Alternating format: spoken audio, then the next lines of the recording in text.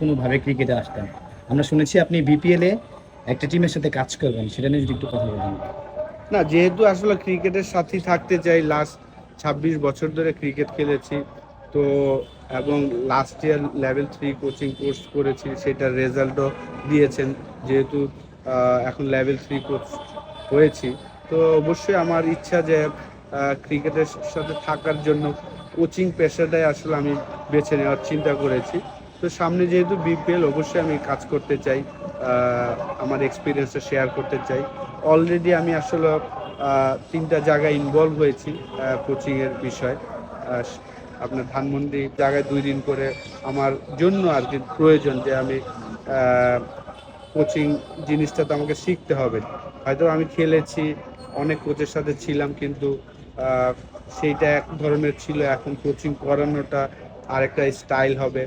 তো গুলশান ইউথ ক্লাবে আমি সপ্তাহে 2 দিন যাই, ধানমন্ডি ক্লাব মাঠে 2 দিন, এবং উইটেন এবং গাইডেন ইন্টারন্যাশনাল স্কুলেই 2টা জায়গায় সপ্তাহে 2 দিন, এইভাবে করে 6 দিন আমি কাজ শুরু করেছি যে আমি আমার এক্সপিরিয়েন্সটা শেয়ার করার জন্য।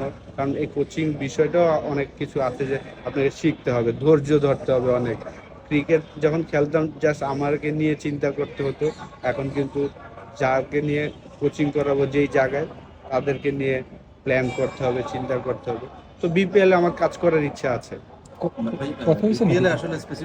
ডেফিনেটলি সাকিব যেহেতু লাস্ট টেস্ট ম্যাচে ইন্ডিয়াতে, সে নিজের থেকে বলেছেন যে বাংলাদেশে এসে সাউথ আফ্রিকার সাথে ম্যাচ খেলে তারপর ছাড়তে চান টেস্ট ক্রিকেট।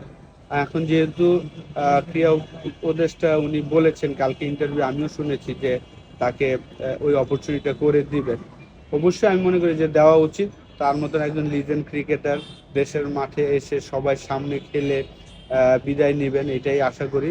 যদি সে এখন খেলতে চায়, কারণ ইন্ডিয়ার সাথে টেস্ট ম্যাচের যে পারফরমেন্স, সেইখান থেকে যদি সে আবার খেলতে চায় তাহলে তো ভেরি গুড। কারণ লাস্ট 1 বছর ধরেই কিন্তু সে স্ট্রাগল করছে ব্যাটিংয়ে। যদি আপনি দেখেন যে তার ভিশনের কারণে, হেড পজিশনের কারণে কিন্তু যেভাবে আমরা সাকিব আল হাসানকে চিনি, সেইভাবে কিন্তু তার ব্যাটিং পারফরমেন্সটা আমরা পাচ্ছি না।